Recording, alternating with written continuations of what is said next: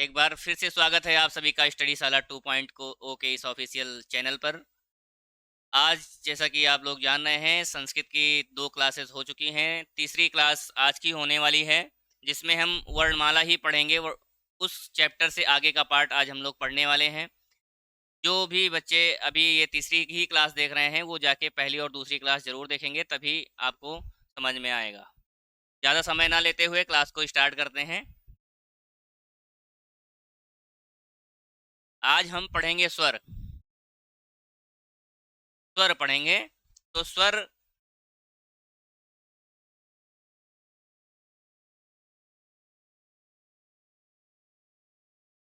स्वर अच, अचाह अचह स्वराह। स्वर कौन से होते हैं? अच प्रत्याहार के अंतर्गत आने वाले जो भी वर्ण होते हैं उनको हम क्या कहते हैं? स्वर कहते हैं। अब अच प्रत्याहार क्या है? अच प्रत्याहार हमने आपको उस दिन बताया था ना कि माहेश्वर सूत्र। माहेश्वर सूत्र बताया था ना कि अ, ई, उ, अण, री, लृ, क, ए, ओ, अंगा।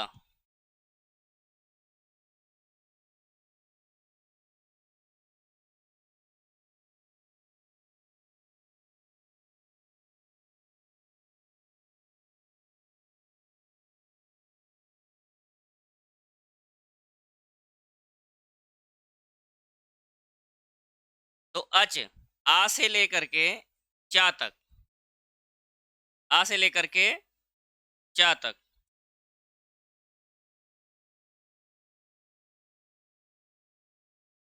आ से लेकर चा तक क्या होता है? अच होता है। क्या होता है? अच होता है। तो अब हमने उस दिन बताया था कि हलंत को हम लोग क्या करते हैं? छोड़ देते हैं। हलंत वाले पार्ट को, इत को नहीं लेते हैं, इसी को इत कहते हैं। हलंत वाले पार्ट को हम लोग नहीं लेते हैं। छोड़कर जो भी वर्ण आ रहे हैं, हलंत वाले पार्ट को छोड़कर जो भी वर्ण आ रहे हैं, उनको हम लोग एक जगह पे लिख लेंगे। तो देख लीजिए, अच, अच स्वर को कहते हैं, यानी अच प्रत्याहार के अंतर्गत स्वर आते हैं। तो देखिए, इसमें से क्या लेना है? आ, ई, उ, ड़ा को छोड़ देना है क्योंकि हलंत लगा है। री, फिर लरी, का को छोड़ देना है। ए, ओ, अंगा को छोड़ देना है। ऐ और औ। अच प्रत्याहार के अंतर्गत क्या आते हैं? स्वर आते हैं। अगर कोई आपसे पूछे स्वर किस प्रत्याहार के अंतर्गत आते हैं, तो अच प्रत्याहार के अंतर्गत आते हैं। इसे लिए लिखा है वहां पे क्या? अचह स्वरा, यानी अच प्रत्याहार के अंतर्गत जो भी वर्ण आते हैं उनको हम क्या कहते हैं? स्वर कहते हैं। तो ये कितने हो गए? 1 2 3 4 5 6 7 8 9। स्वर कितने होते हैं? 9 होते हैं। स्वरों की संख्या कितनी होती है? 9 होती है। इसकी परिभाषा देख लेते हैं। स्वयं राजन्ते इति स्वरा। जो स्वयं विराजित होते हैं, जो स्वयं विराजित होते हैं, जो जिनको किसी की सहायता की जरूरत नहीं होती है, उनको स्वर बोलते हैं। यानी ये स्वयं ही उच्चरित होते हैं। जैसे आ, इसमें हमें किसी और वर्ण की सहायता नहीं लेनी पड़ रही है। लेकिन अगर व्यंजन में देखें का, तो का किससे मिलकर बना है? का प्लस आ, यानी का बोलने के लिए हमें आ की सहायता लेनी पड़ती है। का उच्चारण करने के लिए हमें आ की सहायता लेनी पड़ती है। लेकिन स्वर अपने आप में ही उच्चरित होते हैं, इनको उच्चारण करने के लिए किसी की आवश्यकता नहीं होती है। इसीलिए इस सूत्र का जो परिभाषा है, स्वयं राजन्ते इत स्वरा। स्वर की परिभाषा जो है ये होती है, स्वयं राजन्ते इत स्वरा, इनको स्वर बोलते हैं। स्वर जो होते हैं कितने होते हैं? हमने आपको बताया स्वर 9 होते हैं। कितने स्वर होते हैं? 9। अब 9 स्वर में जो है मूल स्वर होते हैं कुछ, और कुछ होते हैं संयुक्त स्वर। तो हम सबसे पहले कवर करेंगे मूल स्वर वाले पार्ट को। किसको करेंगे? मूल स्वर वाले पार्ट को। मूल स्वर यानी इसको क्या बोलते हैं? हरस्व स्वर। मूल स्वर जितने भी होते हैं वो ह्रस्व होते हैं। ह्रस्व माने छोटा। तो आ ई उ री लरी ये कुल 5 ह्रस्व स्वर हैं। आ ई उ री लरी ये कुल 5 हैं और इनको क्या बोलते हैं? ह्रस्व स्वर या मूल स्वर। और ये किस प्रत्याहार के अंतर्गत आते हैं? ये किस प्रत्याहार के अंतर्गत आते हैं? अक प्रत्याहार के अंतर्गत। हमने आपको उस दिन बताया था, जब तक आप माहेश्वर सूत्र नहीं याद करेंगे तो फिर प्रॉब्लम हो जाएगी, इसलिए माहेश्वर सूत्र आप लोग याद कर लीजिए। आ ई ऊण रील री क। इसमें देखिए हम इसको, जिसमें हलंत लगा है इत वाले को नहीं लेंगे तो कौन सा बचा? आ ई उ री री, है ना? तो ये आ से लेकर का तक क्या हो गया? अक। आ से लेकर का तक क्या हो गया? अक। तो ये अक प्रत्याहार के अंतर्गत आते हैं। अगर आपसे कोई पूछे मूल स्वर किस प्रत्याहार के अंतर्गत आते हैं तो मूल स्वर अक प्रत्याहार के अंतर्गत आते हैं। एक और की पॉइंट है, नोट करिए। मूल स्वर एक मात्रिक होते हैं। मूल स्वर एक मात्रिक होते हैं, समझ रहे हैं? मूल स्वर एक मात्रिक होते हैं। अब मूल स्वर का दीर्घ होता है। जितने भी मूल स्वर होते हैं हमने आपको बताया, आ ई उ री लरी, ये 5 होते हैं मूल स्वर। और मूल स्वर जो होते हैं इनको ह्रस्व स्वर बोलते हैं। इनका दीर्घ होता है, सिर्फ इसमें से लरी का नहीं होता है। लरी का दीर्घ स्वर नहीं होता है। आपने पढ़ा होगा, जैसे इसका दीर्घ क्या होता है? बड़ा आ। इसका दीर्घ क्या होता है बड़ी ई। इसका बड़ा ऊ। री का, है ना? री का ये होता है तो बड़ी री। पर लरी का दीर्घ नहीं होता है। हमने आपको इसमें साफ साफ लिख दिया है कि मूल स्वर का दीर्घ होता है।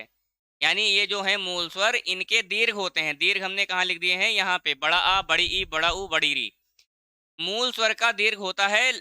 तो मूल स्वर तो 5 हैं, तो मूल स्वर में लरी भी आता है, लेकिन लरी का दीर्घ स्वर नहीं होता है। ये बेहद इंपॉर्टेंट प्रश्न आपके एग्जाम में बन सकता है कि ऐसा कौन सा स्वर है जिसका दीर्घ नहीं होता है। तो लरी, आपको टिक लगाना है लरी, यानी लरी का कोई दीर्घ स्वर नहीं होता। ध्यान से देखिए, लरी का कोई दीर्घ स्वर नहीं होता है। हालांकि जो मूल स्वर हैं 5, आ ई उ री लरी, इस लरी भी मूल स्वर में आता है, लेकिन इन चारों का दीर्घ होता है और इसका दीर्घ नहीं होता है।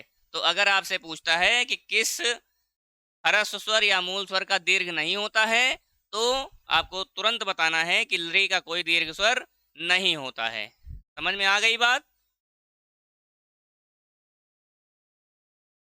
अब आइए देखते हैं कि संयुक्त स्वर क्या होते हैं।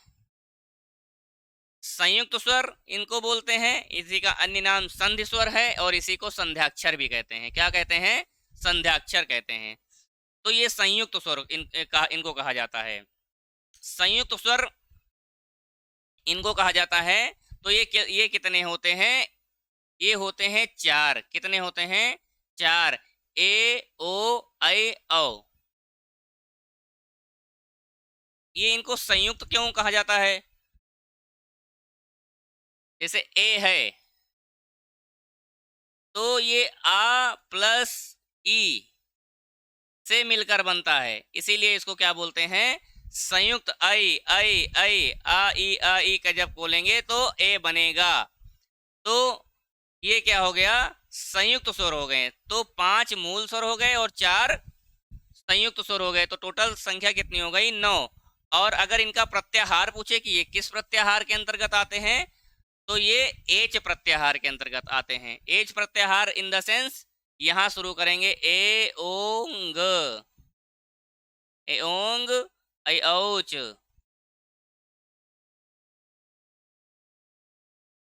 है ना? अब इसमें से हम हलंत वाले को पहले ही दूर रखते हैं, इनको हम लोग नहीं सम्मिलित करते हैं। तो बचा क्या? देखिए बचा क्या? देखिए ए ओ, देखिए यहाँ पे आई और औ। माहेश्वर सूत्र में एओंग अयोच, तो ये कौन से प्रत्याहार हो गए? एच, ए से लेकर चा तक एच प्रत्याहार। एच प्रत्याहार के अंतर्गत संयुक्त स्वर आते हैं। जैसे हमने बताया था मूल स्वर एक मात्रिक होते हैं, तो संयुक्त स्वर क्या होते हैं? द्विमात्रिक होते हैं। संयुक्त स्वर द्विमात्रिक होते हैं। संयुक्त स्वर सदैव दीर्घ होता है। अगर आपसे पूछे संयुक्त स्वर ह्रस्व होता है क्या? नहीं, संयुक्त स्वर हमेशा क्या होता है? दीर्घ होता है। इसका कोई ह्रस्व स्वर नहीं होता। संयुक्त स्वर का कोई छोटा नहीं होता। अगर आपसे कोई पूछ ले कि ए का छोटा बताओ, तो कहाँ से ढूंढ के लाओगे? नहीं ला पाओगे, होता ही नहीं, तो आए मिलेगा कहाँ से? तो आपको ध्यान रखना है, संयुक्त स्वर का कोई ह्रस्व नहीं होता है। संयुक्त स्वर सदैव दीर्घ होता है। अब आप लोग क्या करिए, इसका एक स्क्रीनशॉट ले लीजिए। हम टाइम आपको दे रहे हैं कि आप इसका, कुछ बच्चे शिकायत करते हैं सर एलसीडी के आगे से हट जाया करिए, तो एलसीडी के आगे से हट गए हैं, आप इसका तुरंत स्क्रीनशॉट कर लीजिए। चलिए आगे की क्लास है ना, वो तो प्रत्याहारों के अंतर्गत आ गया था। अब हम देखते हैं कि मात्रा के आधार पर स्वर कितने प्रकार के होते हैं। मात्रा के आधार पर स्वर कितने प्रकार के होते हैं? तो देखिए, मात्रा के आधार पर स्वर 3 प्रकार के होते हैं। कौन कौन से? एक तो ह्रस्व स्वर होता है, दूसरा दीर्घ स्वर होता है, और तीसरा क्या होता है? प्लुत स्वर।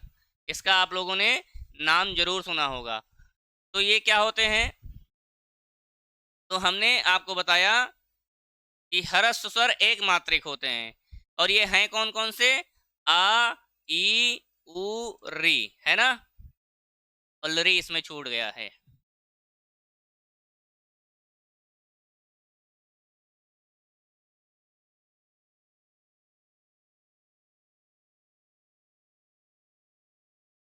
ना। और दीर्घ स्वर कितने होते हैं? दीर्घ स्वर द्विमात्रिक होते हैं। दीर्घ स्वर क्या होते हैं? द्विमात्रिक होते हैं, हमने आपको बताया ही है। तो ये कौन कौन से होते हैं? बड़ा आ, बड़ी ई, बड़ा उ, री, ए, ओ, ऐ, ओ, ये क्या होते हैं? द्विमात्रिक होते हैं। और प्लुत स्वर क्या होते हैं?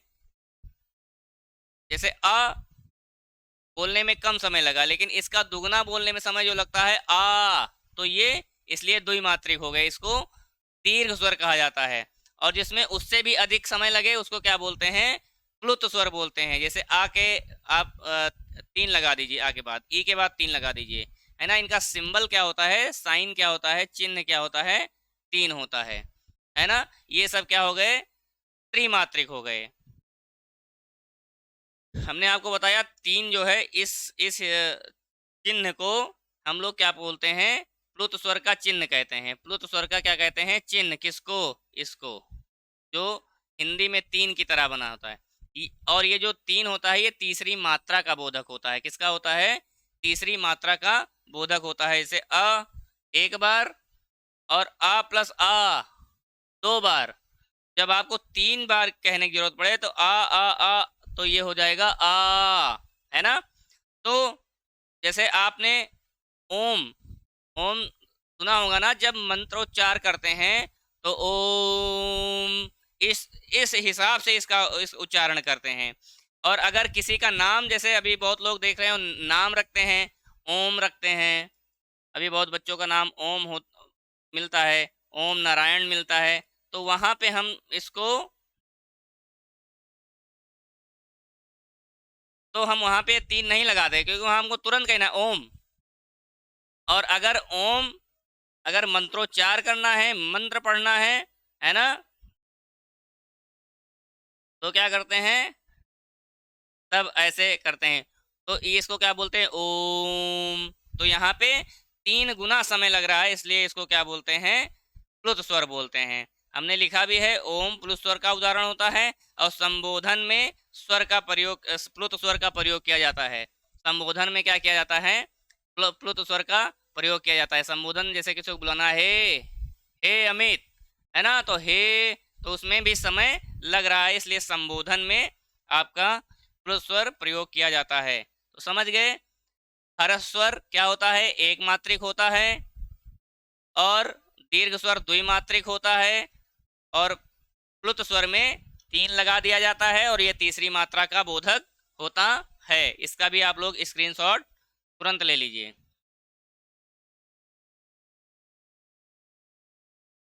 ये हो गया स्वर। अब हम लोग आते हैं व्यंजन पे। व्यंजन क्या होते हैं? अन्वम भवति व्यंजनम, यानी जो स्वरों की सहायता से बोले जाते हैं उन्हें व्यंजन कहते हैं। कोई भी व्यंजन उठा के देख लीजिए, उसमें आपका लास्ट में स्वर जरूर आया होगा, है ना। जैसे अगर हम व्यंजन कौन से होते हैं, जैसे का है,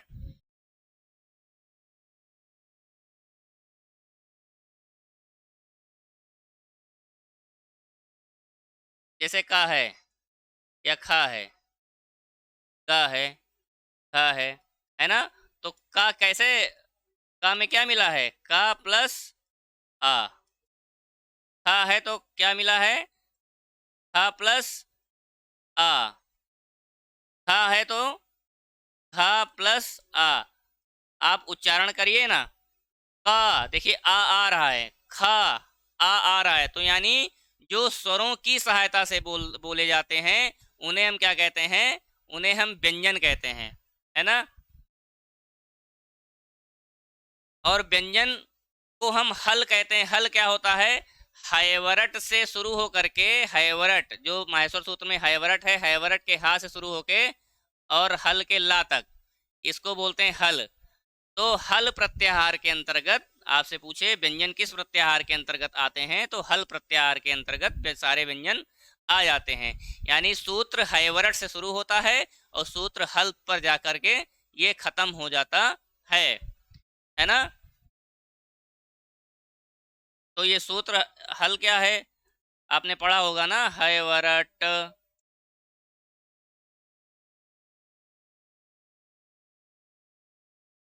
है ना।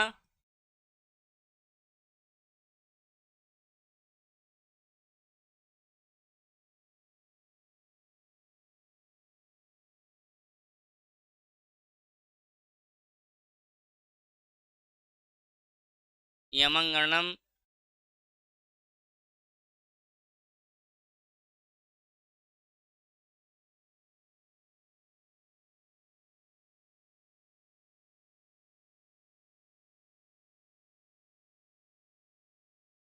जब, गड,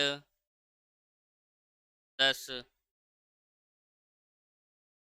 है ना। ये आपने, आप जब हमने पिछली कक्षा में आपको माहेश्वर सूत्र बताया हुआ था, तो वहां पे जब जाएंगे तो हैवरट से लेकर के और कहाँ तक? हल तक, कपय सत्सर हल तक अगर आप देखेंगे, हैवरट से कपय सत्सर हल तक जब देखेंगे, पिछली कक्षा में जाएंगे, तो जो सूत्र हमने माहेश्वर सूत्र लिखे हैं उसमें से हैवरट से लेकर हल तक आपको हलंत वाले को नहीं लेना है, सबको देखेंगे तो उसमें कितने आ जाएंगे? उसमें सारे व्यंजन आ जाएंगे। और व्यंजनों की संख्या अगर आपसे कभी पूछेगा तो 33 बताइएगा। व्यंजन कितने होते हैं? व्यंजन 33 होते हैं। स्वर कितने होते हैं? 9 होते हैं। पिछली कक्षा में ये थोड़ा मिस टाइपिंग हो गई थी, है ना, तो ये 34 लिख गया था, पर आपको ध्यान रखना है कि स्वरों की संख्या कितनी होती है? 9, और व्यंजन की संख्या कितनी होती है? 33, है ना। अब हमने आपको अभी बताया ना कि ये व्यंजन, जैसे का है तो का क्या है? व्यंजन। तो इसमें क्या क्या मिला है? का प्लस आ, क प्लस आ, तब इसका उच्चारण क्या होता है? का। यानी जो होता है व्यंजन, व्यंजन किसकी सहायता से बोले जाते हैं? स्वर। यानी व्यंजनों को उच्चारण करने के लिए हमें स्वर की आवश्यकता पड़ती है। संस्कृत वर्णमाला में कुल 5 वर्ग होते हैं। संस्कृत वर्णमाला में क्या होते हैं? संस्कृत वर्णमाला में कुल कितने वर्ग होते हैं? 5 वर्ग होते हैं। कौन से? का वर्ग, चा वर्ग, यानी का वर्ग मतलब हो गया काखा गाघा अंगा। क्या हो गया? का वर्ग मतलब क्या हो गया? काखा गाघा अंगा, है ना।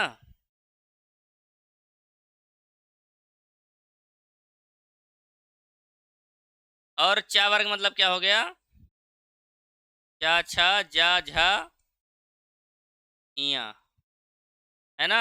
और टा वर्ग मीन्स क्या हो गया? ऐसे टा ठा टा ठा अड़ा, और ता वर्ग मतलब क्या हो गया, ता था दा धा ना। और पा वर्ग मतलब क्या हो गया, पा फा बा फा मा, है ना। तो संस्कृत वर्णमाला में कितने वर्ग होते हैं, तो संस्कृत वर्णमाला में कुल 5 वर्ग होते हैं। कौन कौन से, का वर्ग, च वर्ग, ट वर्ग, प वर्ग, त वर्ग और प वर्ग, है ना। कितने होते हैं, 5 होते हैं। इनको शॉर्ट में बोलते हैं कु चू टू तू पू। क्या बोलते हैं, कुचू टू तू पू। कितने जो है वर्ग होते हैं, तो 5 वर्ग होते हैं। कौन से, कूचू टूतू पू। इसको आप लोग को याद करने में थोड़ा समस्या होगी, पर याद कर लीजिएगा। कूचू टूतू पू 3-4 बार बोलिए, कूचू टूतू पू, है ना। तो कूचू टूतू पू ये क्या है, कूचू टूतू पू। तो कूचू टूतू पू का मतलब क्या हो गया, कू मतलब का वर्ग, कु मतलब का वर्ग, चू मतलब चा वर्ग, टू मतलब टा वर्ग, और तू मतलब ता वर्ग, और पू का मतलब पा वर्ग, है ना। तो इसी को शॉर्ट में क्या बोलते हैं, कूचू टूतू पू। और इसी कूचू टूतू पू को, इसी कूचू टूतू पू को कूचू टू तू पू, इसी कूचू टूतू पू को क्या बोलते हैं, उदित बोलते हैं। इनका क्या नाम है, उदित। अगर आपसे पूछे उदित कौन क्या होते हैं, तो कूचू टूतू पू को क्या बोलते हैं, उदित बोलते हैं। बहुत ही महत्वपूर्ण प्रश्न है। कूचू टूतू पू को क्या बोलते हैं, उदित बोलते हैं, उदित कहते हैं। और इनकी संख्या कितनी होती है, 1 2 3 4 5। इनकी संख्या कितनी होती है, 5। यानी कूचू टूतू पू को हम क्या बोलते हैं, कूचू टूतू पू को उदित बोलते हैं, और इनकी संख्या कितनी होती है, 5 होती है। और कूचू टूतू पू का मतलब हमने आपको बता दिया कि काखा गागा अंगा। कू मतलब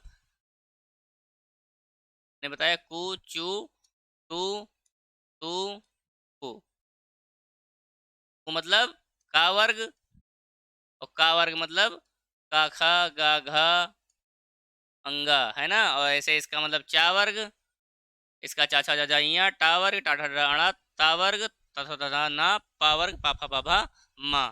तो अगर आपसे अब कोई कंफ्यूजन तो नहीं है, संस्कृत वर्णमाला में कुल 5 वर्ग होते हैं। कौन कौन से, क वर्ग, च वर्ग, ट वर्ग, त वर्ग और प वर्ग।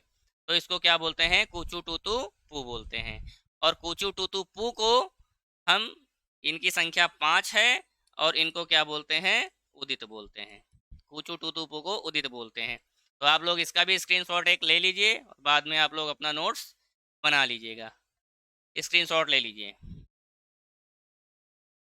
अब हमने आपको बताया कूचू टूतू पू, तो यही है कूचू टूतू पू, है ना।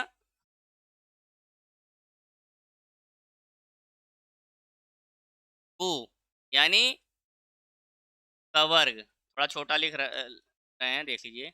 यानी कवर्ग, यानी क ख ग घ अंगा, है ना। फिर ऐसे चू च वर्ग, च छ जा झा इया, ट वर्ग टा ठा डा ढा अड़ा, त वर्ग ता था दा धा ना, और प वर्ग मतलब पा फा बा भा मा, है ना। तो ये हो गए कितने, ये हो गए 25। कितने हो गए, 25। तो एक टॉपिक आपका आता है वर्गाक्षर। वर्गाक्षर कितने होते हैं, तो आपको बताना है वर्गाक्षर कितने होते हैं, 5 होते हैं। वर्ग कितने होते हैं, 5 होते हैं, 5 होते हैं। और वर्गाक्षर 25 होते हैं, माफ कीजिएगा, वर्गाक्षर 25 होते हैं और वर्ग 5 होते हैं। क्योंकि प्रत्येक वर्ग में 5-5 वर्ण हैं, तो इसको वर्गाक्षर कहते हैं। 1 2 3 4 5, है ना। और इधर कितने हैं, 1 2 3 4 5, तो 5 × 5 बराबर 25। 25 वर्गाक्षर हो जाते हैं, है ना। तो इसमें आप देखिएगा वर्गाक्षर कितने होते हैं, 25 होते हैं। कौन कौन से, का से लेकर माँ तक। का से लेकर माँ तक को क्या बोलते हैं, वर्गाक्षर बोलते हैं। इसी को स्पर्श व्यंजन भी कहते हैं। इसी को क्या बोलते हैं, स्पर्श व्यंजन भी बोलते हैं। तो आप देखिए ना, यहाँ अल्प प्राण लिखा है, और यहाँ पे भी अल्प प्राण लिखा है, और यहाँ पे भी अल्प प्राण लिखा है ना। और यहाँ पे क्या लिखा है, महाप्राण। यानी आप देख रहे हैं, पहले स्थान पर अल्प प्राण, तीसरे स्थान पर अल्प प्राण और पांचवें स्थान पे अल्प प्राण। यानी देखिए, पहले स्थान पर, तीसरे स्थान पर, पांचवें स्थान पर, यानी यहाँ पे जो वर्ण है इनको क्या बोलेंगे हम? अल्प प्राण बोलेंगे। क्या बोलेंगे? अल्प प्राण। यानी 135 अल्प प्राण। 135 का क्या मतलब हो गया कि वर्गों में जो पहले स्थान पर होंगे वो अल्प का अल्प प्राण हो गया, यानी तीसरे स्थान पर गा, ये भी अल्प प्राण हो गया, और पांचवें स्थान पर अंगा, ये भी अल्प प्राण हो गया। और 24 यानी दूसरे और चौथे स्थान पर आप देखिए, 1 2 यानी दूसरा स्थान, 3 छोड़ के चौथा स्थान, है ना? तो जो 24 होता है ये होते हैं महाप्राण, यानी दूसरा चौथा महाप्राण होता है। पहला, तीसरा, पांचवा अल्प प्राण और दूसरा चौथा महाप्राण, है ना?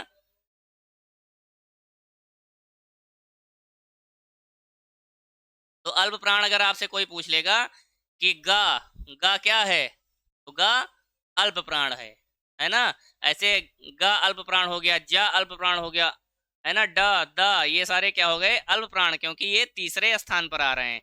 तो जो पहले, तीसरे, पांचवें पर आता है इसमें से कोई भी, है ना? अगर आपसे कोई पूछ ले भा, भा क्या है? अल्प प्राण है कि महाप्राण? हम किसकी बात कर रहे हैं? भा की।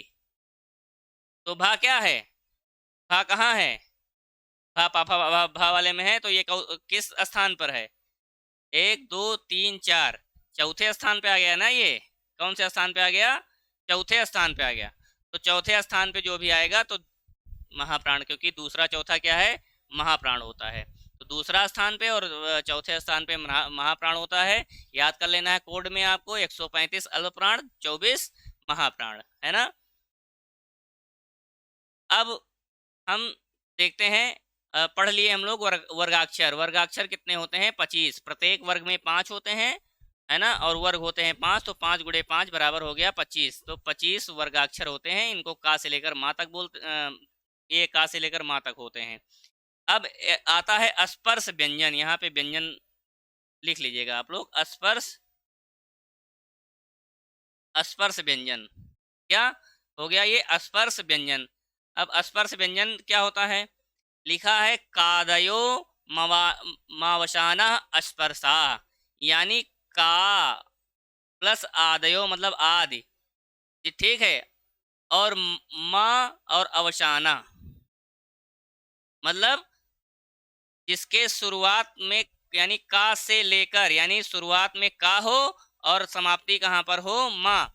यानी का से शुरू करके और माँ की समाप्ति तक के वर्ण जितने होते हैं उनको स्पर्श व्यंजन कहते हैं। संस्कृत में ये इसका सूत्र होता है कादयो मवशाना स्पर्शा, यानी का से लेकर के और माँ तक, यानी का खा गा अंग छ छ ज इ ट ठ ड अड़ा थ थ द ध न पा फा ब भ माँ तक, इनको हम वर्गाक्षर तो बोलते ही हैं, और इनको क्या बोलते हैं हम? स्पर्श व्यंजन भी बोलते हैं।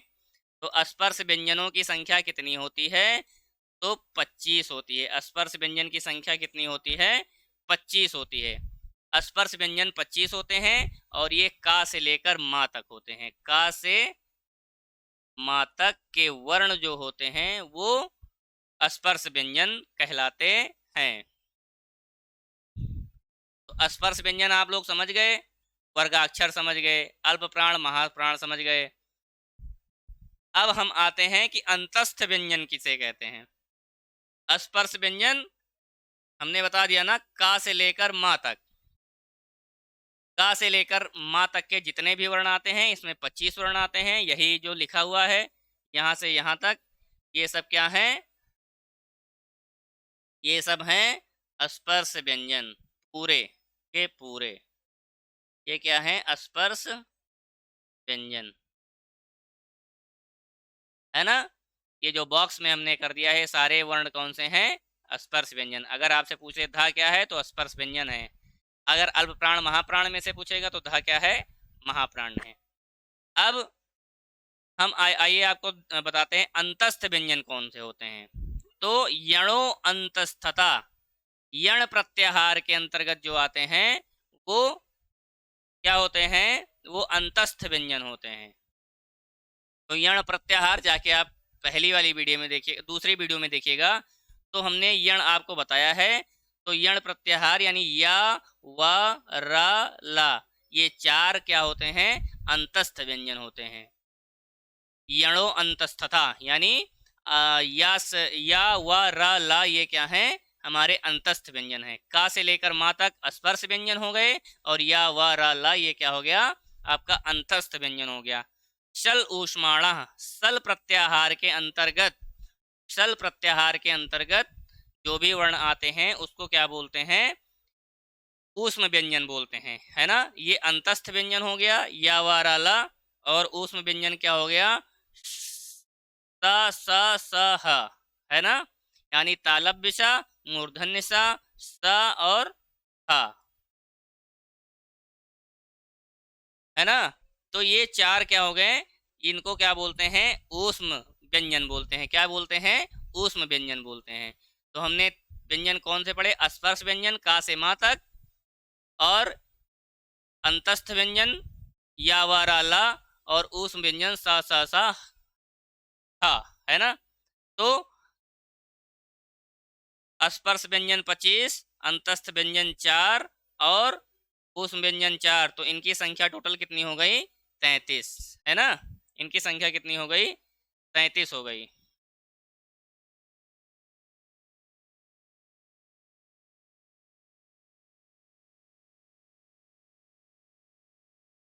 है ना। तो ये स्पर्श व्यंजन कितने हो गए, ये का से माँ तक, और अंतस्थ क्या हो गए, या, रा, ला, वा हो गया। और ऊष्म, अगर ऊष्म की बात करें, ऊष्म व्यंजन की, तो क्या हो गया, सा, सा, सा, हा। तो ये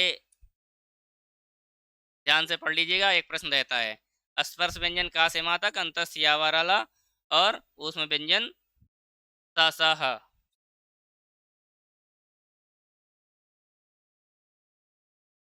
अब आपको पढ़ाते हैं हम लोग, हम पढ़ाते हैं अयोगवाह।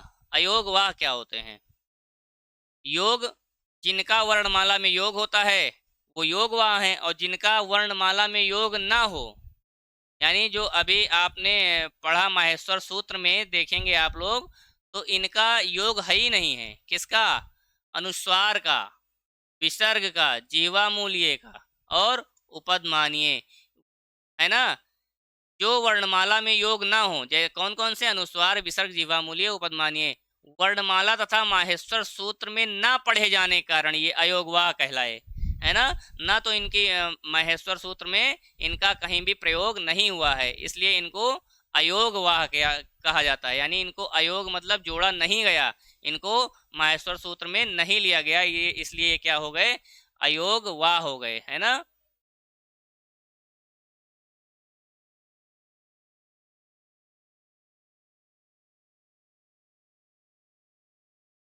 अब आता है अनुस्वार, अनुस्वार और विसर्ग, है ना। तो अनुस्वार क्या हो गया, अन, यानी जब भी ये मात्रा आपको दिख जाएगी, इसको क्या बोलते हैं, अन बोलते हैं। और अगर ये दोनों साइन मिल जाएंगे, ये दोनों साइन मिल जाएंगे, तो इसको क्या बोल देंगे, हम इसको क्या बोलते हैं, विसर्ग बोलते हैं, है ना। जैसे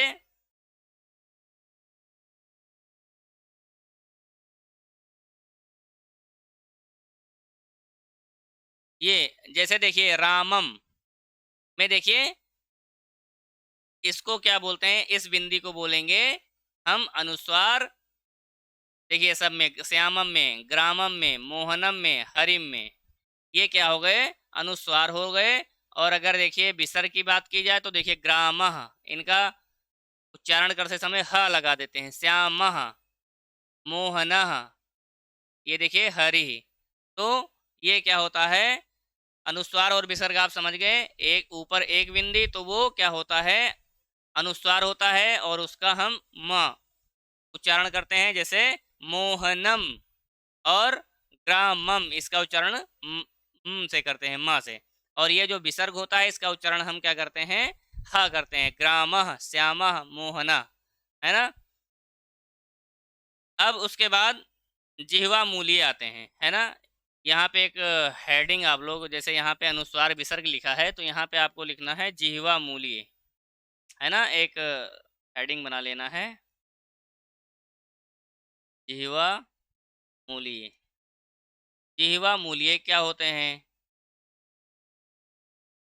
जिह्वा मूलीय क्या होते हैं, जिह्वा मूलीय को आधे विसर्ग की तरह लिखा जाता है। जैसे ये विसर्ग है, विसर्ग हम लोग ऐसे लिखते हैं ना, है ना। तो इसको, इस विसर्ग में हम लोग क्या करते हैं,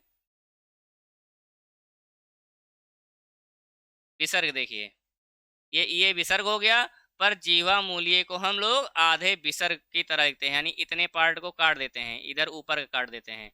तो ये जो बचा ये क्या हो गया, जीवा मूल्य होता है ना। जैसे जीवा मूल्य में देखिए, बाल बालकः क्रीडति, है ना। बालकः, यानी यहाँ देखिए क्या आ रहा है, का आ रहा है, ध्यान से देखिए का। तो का में देखिए आ रहा है, का में क्या आ रहा है, आ। का में क्या आ रहा है, आ रहा है। और हमेशा आपसे बोला गया है, अगर आ के बाद में, आ के बाद में का और खा आ जाए तो वहां पे जीवा मूल्य का निशान लगेगा। तो आ के बाद में, तो बालक में आ रहा है, बालक में क्या आ रहा है, बालक में क्या आ रहा है, आ। बालक आ रहा है, और आ के बाद देखिए का आ रहा है, यहाँ पे आ रहा है और यहाँ पे का आ रहा है। तो आ के बाद में अगर का आ जाए या खा आ जाए, यहाँ भी देखिए का यानी आ आया, और उसके बाद में क्या आ गया, खा आ गया। तो आ के बाद और खा आ जाए, आ के बाद का और खा आ जाए तो वहां पे हम लोग क्या बोल देते हैं, जिह्वा मूल्य। का के पहले विसर्ग लगा देते हैं, है ना। तो विसर्ग नहीं लगाते हैं, आधे विसर्ग के समान लगाते हैं। तो विसर्ग क्या होता है, ये विसर्ग है, लेकिन ये क्या है, जीवा मूल्य का सिंबल है ना। तो ये आधे विसर्ग की तरह दिखता है। तो यहाँ पे आपको समझने की जरूरत है कि आ के बाद का आ गया, यहाँ पे देखिए आ के बाद का आया, यहाँ भी देखिए बालक का खेलत में आ के बाद खा आया, यानी आ के बाद का आए या खाए तो वहां पे हम लोग जीवा मूल्य का साइन लगा देते हैं। और जीवा मूल्य आधे विसर्ग की तरह लिखा जाता है। यहाँ पे आप लोग देखिए, बालक क्रीडति हमने लिखा है ना, क्योंकि तो यहाँ पे का में देखिए, का तो ऐसे बनता है ना, का प्लस आ। तो आ आया, यहाँ पे इस का को क्या इतना पढ़ते हैं, तो आ आया, तो आ के बाद में देखिए का आ गया। हम बार बार यही बता रहे हैं, आ के बाद में का आ जाए या खा आ जाए। तो आ आया, यहाँ का में आ है, आया, आ के तुरंत बाद का आया, इसलिए यहाँ पे कौन सा यूज किया, तो इसको हमेशा जीवा मूल्य साइन का उपयोग करते हैं, इसी को जीवा मूल्य बोलते हैं। यानी अगर आपसे पूछेगा जीवा मूल्य है ना, तो आपको तुरंत बता देना है ये दोनों वर्ण क्या हैं, जिह्वा मूल्य हैं।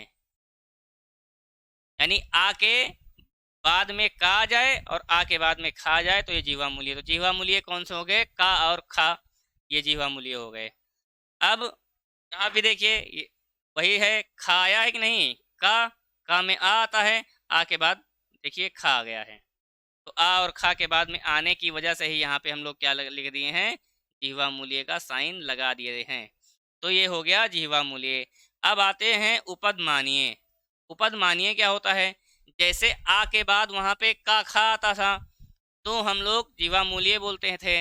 अगर यहाँ पे उपद मानिए में क्या होता है कि अगर आ के बाद में पा फा आ जाए, आ के बाद में क्या आ जाए, पा और फा आ जाए, तो उसको क्या बोलते हैं, उपधमानीय बोलते हैं। इसका सूत्र ही होता है पफाभ्याम प्रागर्ध विसर्ग सदृश उपधमानीय, है ना। यानी पा और फा के पहले अगर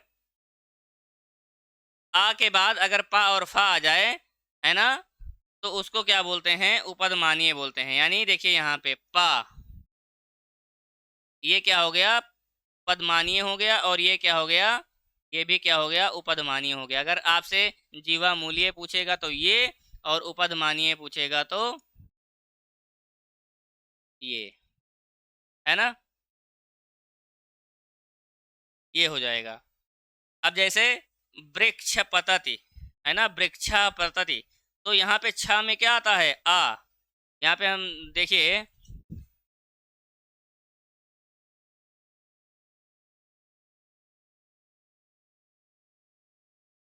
पतति, तो यहाँ पे देखिए छ में आ आया, यानी ये आ के बाद में क्या आ गया, पा, आ के बाद में पा। अगर हम कह रहे हैं बार बार अगर आ के बाद पा आता है या फा आता है तो यहाँ पे क्या हो जाएगा, जीवा मूल्य, तो वृक्षा पतति, है ना। ऐसे आप देखिए वृक्षा फलति, तो इसमें क्या आया है, आ के बाद में फा आ गया है, इसलिए उपधमानीय क्या हो गए, फा और फा के पहले अगर अर्ध विसर्ग लगा देंगे तो वो क्या हो जाएगा, उपधमानीय हो जाएगा। यानी जीवा मूल्य वर्ण कौन से हैं, तो जीवा मूल्य वर्ण का है और खा है, ऐसे। और अगर उपधमानीय पूछेगा आपसे तो पा और फा है, ये जीवा मूल्य हो गए, और ये क्या हो गए, उपधमानीय हो गए। ठीक। अब इनका उच्चारण स्थान जो होता है, उच्चारण स्थान ओष्ठ होता है। पा का जो जी ये उपधमानीय होते हैं, इनका उच्चारण स्थान क्या होता है, ओष्ठ होता है। उच्चारण स्थान अभी आपको नेक्स्ट क्लास में बताएंगे, तो उसमें बहुत विस्तार से बताएंगे कि वर्णों के उच्चारण स्थान का नेक्स्ट क्लास में प्रयोग करेंगे। संस्कृत व्याकरण में वर्णों में कार प्रत्यय लगा करके हम बोलते हैं। जब भी उच्चारण करते हैं संस्कृत में वर्णों का, तो कार प्रत्यय लगा देते हैं। क्या लगा देते हैं, कार। जैसे का बोलना है तो ककार बोलेंगे, खा बोलेंगे तो खकार बोलेंगे, गा बोलना है तो गकार बोलेंगे, है ना। तो ऐसे सारे वर्णों में हम कार प्रत्यय लगा करके उसका उच्चारण करते हैं। सिर्फ रा में हम कार नहीं, रकार नहीं होता है, रा में हम इफ प्रत्यय लगा देते हैं। रा में क्या करते हैं, हम इफ प्रत्यय लगा देते हैं। ये सिर्फ हमने जानकारी के लिए बताया है, ये कहीं एग्जाम में पूछा नहीं जाता है। ये पार्ट जो है एग्जाम में पूछा नहीं जाएगा, सिर्फ ये जानकारी के लिए बता रहे हैं, इसलिए कि आगे जब हम संधियों में ऐसे ककार, खकार और रेफ प्रयोग करेंगे तो आप लोग अभी समझते रहिए। ककार बोलेंगे तो का समझिएगा, चकार बोलेंगे तो चा समझिएगा, टकार बोलेंगे तो टा समझिएगा, और रेफ बोलेंगे तो आप लोग रा समझिएगा, है ना। तो ये हो गया क्या, रेफ। रा में इफ प्रत्यय लगाते हैं, तो हो सकता है कभी पूछ ले रा में कौन सा प्रत्यय लगता है, तो इफ प्रत्यय रेफ होता है ना, उच्चारण करने के लिए। और जबकि ये का से लेकर और जितने भी होते हैं उसमें हमें कार प्रत्यय लगाते हैं, ककार, खकार, गकार, चकार, टकार, तकार। इस तरह से हम लोग क्या करते हैं, उच्चारण करते हैं। अब एक टॉपिक आता है आनुपूर्वी।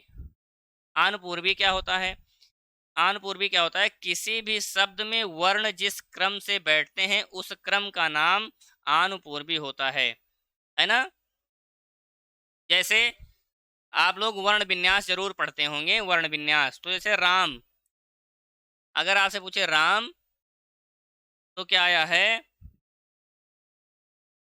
रा, रा के बाद ये देखिए बड़ा आ की मात्रा है तो प्लस बड़ा आ, प्लस क्या आया है, माँ, और माँ में क्या मिला होता है, आ। इसी को आनुपूर्वी बोलते हैं, बहुत छोटा टॉपिक है। हरी है तो हा में आ, और रा में छोटी ई।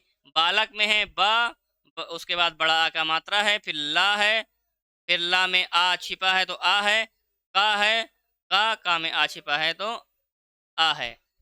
क्योंकि देखिए ना, हमने आपसे बताया था का में क्या होता है, का प्लस आ, खा में क्या होता है, खा प्लस आ, है ना। तो आप लोग ये ना जो है डरिएगा कि ये आ सर कहाँ से ले आ रहे हैं।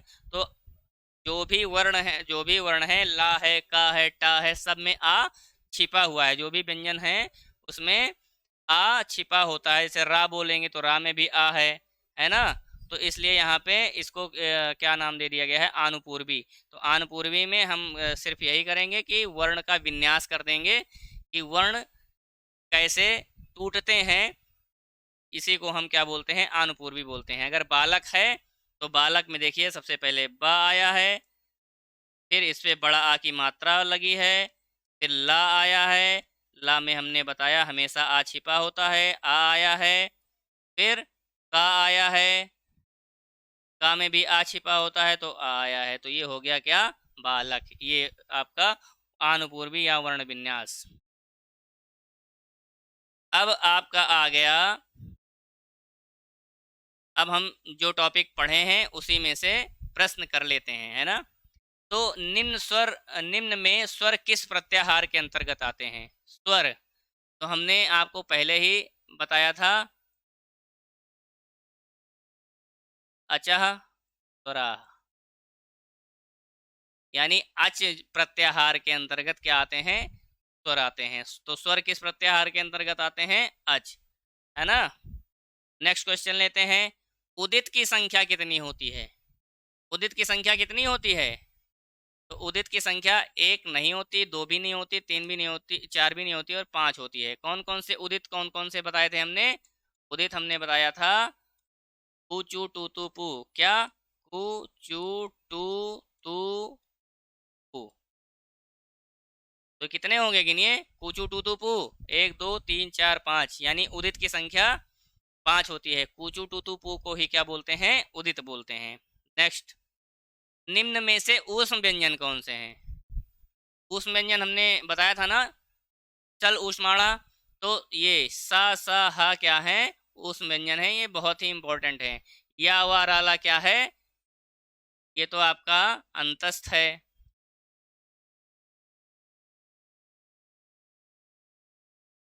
और का से मा तक क्या है, ये स्पर्श व्यंजन है। ये क्या है, ये स्पर्श व्यंजन है। और सा सा यही क्या है, आपका ऊष्म व्यंजन है। यही क्या है, ऊष्म व्यंजन है। जिह्वा मूल्य, जीवा मूल्य उपदमानीय में बहुत साफ अंतर हमने बताया था। अगर का के पहले, है ना, ये दो साइन है का खा के पहले, तो ये जिह्वा मूल्य हो गए। क्या हो गए, जिह्वा मूल्य। और अगर यही साइन पा और फा के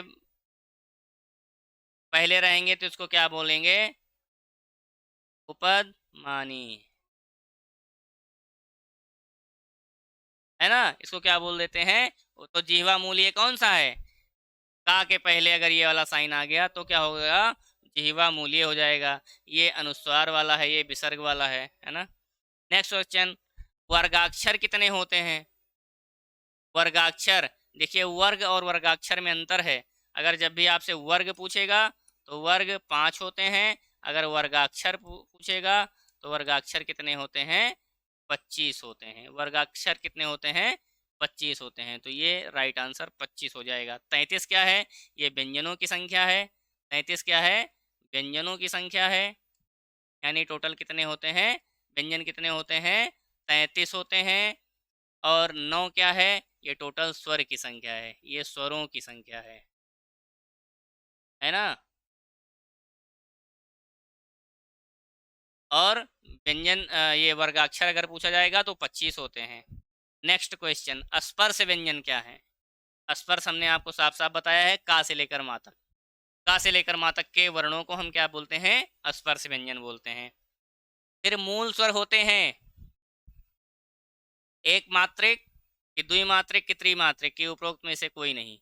तो हमने आपको साफ साफ बताया है, मूल स्वर क्या होते हैं, एक मात्रिक होते हैं। निम्न में से राम का आनुपूर्वी क्रम है। आनुपूर्वी, आनुपूर्वी क्रम राम का पूछ रहा है। तो हमने बताया है राम का, देखिए कौन सा है, पहली बात तो रा आ रहा है, रा के बाद में देखिए बड़ा आ रहा है, फिर क्या आ रहा है, माँ आ रहा है, क्योंकि माँ के बगल कोई मात्रा नहीं है इसलिए आ। तो ये राम का आनुपूर्वी इसमें से कौन सा सही है, ये है ना।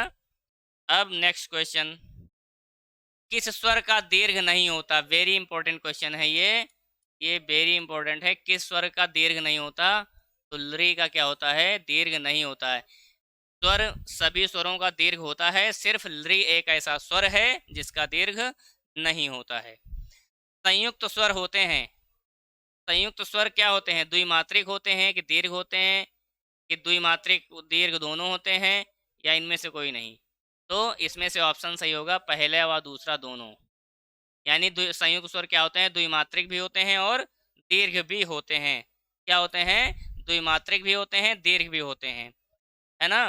अब आनुपूर्वी में वर्ण विन्यास करना हम थोड़ा सा आपको बताएंगे, क्योंकि वहाँ तो एक छोटा सा ही लिया था। कोई भी शब्द ले लीजिए, जैसे मान लीजिए रमेश,